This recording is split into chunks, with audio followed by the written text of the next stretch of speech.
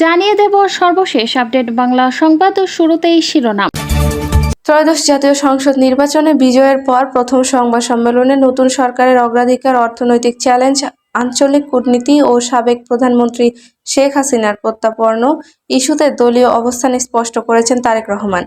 গত শনিবার বিকেলে রাজধানীর শাহবাগে অবস্থিত হোটেল ইন্টারকন্টিনেন্টালে আয়োজিত সংবাদ সম্মেলনে তিনি বলেন, শেখ হাসিনার প্রত্যাপর্ন পুরোপুরি আইনি প্রক্রিয়ার ওপর নির্ভর করবে। এ বিষয়ে বিএনপি কোনো ধরনের হস্তক্ষেপ করবে না। বাংলাদেশ জাতীয়তাবাদী দলের চেয়ারম্যান বলেন, নতুন সরকারের সামনে সবচেয়ে বড় চ্যালেঞ্জ ভঙ্গুর অর্থনীতি ও পুঁজি সংকট মোকাবিলা।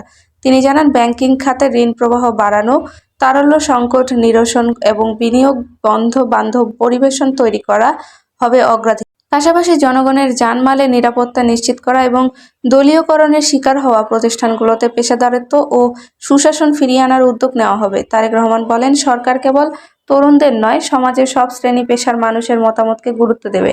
নির্বাচনী ইশতেহার অনুযায়ী বৃদ্ধ, প্রতিবন্ধী ও নারীদের কল্যাণে কার্যকর পদক্ষেপ নেওয়া হবে।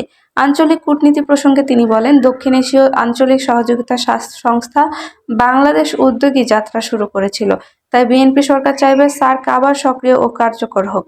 ভারত ও পাকিস্তানের মধ্যকার দূরত্ব কমিয়ে দক্ষিণ এশিয়ায় স্থিতিশীলতা প্রতিষ্ঠায় বাংলাদেশ আলোচনার মাধ্যমে ইতিবাচক ভূমিকা রাখার চেষ্টা করবে বলেও জানান তিনি। চীন বাংলাদেশ সম্পর্ক এবং বেল্ট অ্যান্ড রোড ইনিশিয়েটিভ প্রসঙ্গে তারেক রহমান বলেন, চীন বাংলাদেশের অন্যতম উন্নয়ন সহযোগী। তবে যে কোনো আন্তর্জাতিক চুক্তির ক্ষেত্রে বাংলাদেশের জনগণের স্বার্থকে সর্বোচ্চ অগ্রাধিকার দেওয়া হবে। তিনি বলেন, BRI দেশের অর্থনীতির জন্য লাভজনক হলে সরকার ইতিবাচকভাবে এগোবে। নির্বাচনে 2 শতাধিক আসনে জয় পেতে কোনো ইঞ্জিনিয়ারিং করা হয়েছে কিনা এমন প্রশ্নের জবাবে তারেক রহমান বলেন, আমরা ইঞ্জিনিয়ারিং করেছি, জনগণকে কনভিন্স করার ইঞ্জিনিয়ারিং। জনগণকে আমাদের পক্ষে আনা, এটাই ছিল আমাদের সাফল্য। সংবাদ সম্মেলনে বিএনপির মহাসচিব সহ স্থায়ী কমিটির একাধিক সদস্য ও কেন্দ্রীয় নেতারা উপস্থিত ছিলেন।